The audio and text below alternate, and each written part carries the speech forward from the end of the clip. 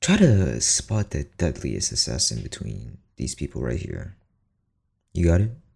So, unless you're weird or you've read Sakamoto Days, you'd be surprised to know that the answer is actually him.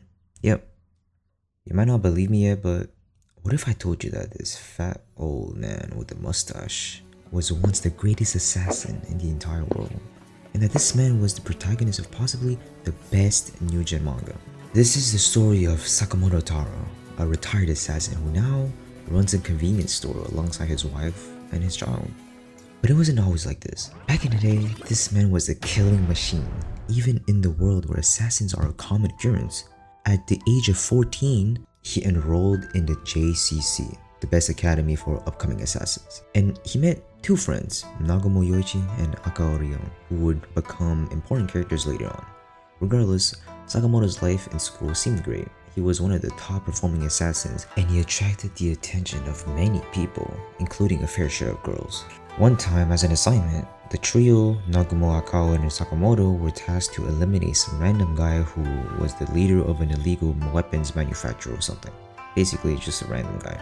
And also, on this mission, another student tagged along, Kei Uzuki.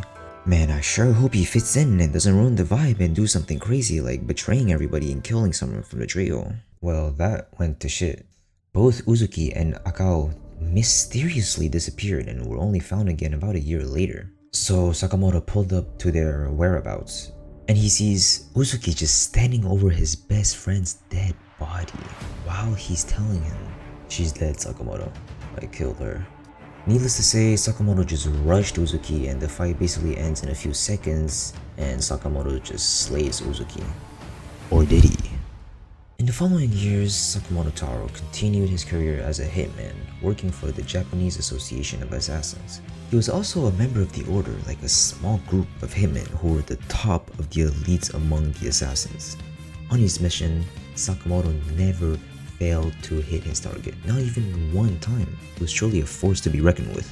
At one point, he met a young boy who admired him, Shin Asakura, who also had telepathic abilities, by the way, meaning he can communicate through thoughts, which is fantastic for Sakamoto since Sakamoto Taro is a man of few words and rather lets his actions speak more.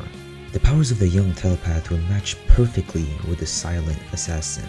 Thus, Sakamoto decided to take Shin under his wing as a partner and train him. Together, they formed a fantastic duo. They took down their foes with ease, they collected the status of legendary hitmen, and they lived happily together after. Not really. One day, Sakamoto was shopping at a convenience store, right? And he got that experience all of us at least had once. He met the most beautiful woman in his life and instantly fell in love. It was the cashier, by the way. I know some of y'all can relate too. Anyways, they started dating and she was fed up by Sakamoto nonchalantly killing all these people. So he stopped and retired, and he never killed anybody ever again.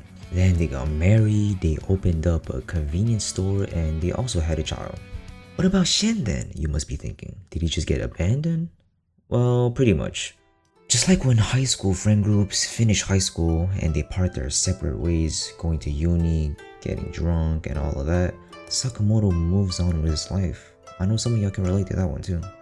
The once legendary assassin now has a calm life as a convenience store owner, chilling with his wife and his kid, and he also gained a lot of fat. Oh yeah, but don't worry about Shin, he does come back. After a few years of retirement, Sakamoto gets attacked by some random assassins.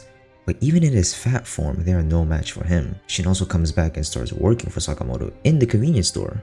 Nagumo also reappears in his life, and they find out that a 1 billion yen bounty has been placed on Sakamoto's head. Who would do such a thing is what everybody is asking themselves. Which is the reason why now we follow the life and story of Sakamoto jumping back in the assassin game, along with his partner Shin, and how they'll track down the mysterious person who put a bounty on Sakamoto's head. Overall, this manga is very solid. Most characters such as Shin, Sakamoto, Uzuki all have a great backstory and depth to their character.